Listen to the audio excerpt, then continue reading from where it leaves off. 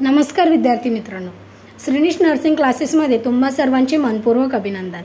आज आपण बघणार आहोत 5वी पंचवार्षिक योजना। 5व्या पंचवार्षिक योजनेचा कालावधी 1974 ते 1979 इतका होता। 5व्या पंचवार्षिक योजनेमध्ये दारिद्र्य निर्मूलनाला अधिक प्राधान्य देण्यात आले।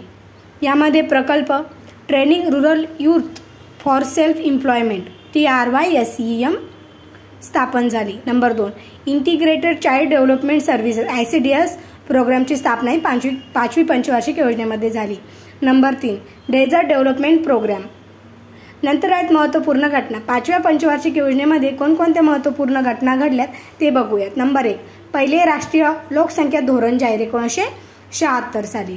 नंतर आहेत 18 मे 1974 पहिली अणुचाचणी पोखरण या ठिकाणी झाली।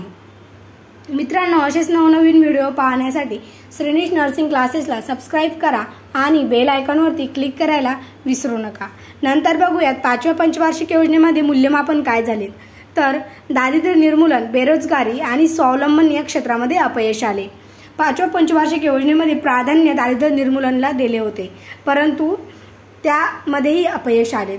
यामध्ये राजकीय घटना 25 जून 1975 तिसरी राष्ट्रीय आणीबाणी जाहीर केली। नंतर आहे 26 जून 1975 20 कलमी कार्यक्रमास सुरुवात झाली। नंबर 3 आहेत मार्च 1977 मध्ये जनता पार्टीचे सरकार आले। असेच नवनवीन व्हिडिओ पाहण्यासाठी श्रीनिश नर्सिंग क्लासेसला सबस्क्राइब करा आणि बेल आयकॉनवरती क्लिक करायला विसरू नका। धन्यवाद।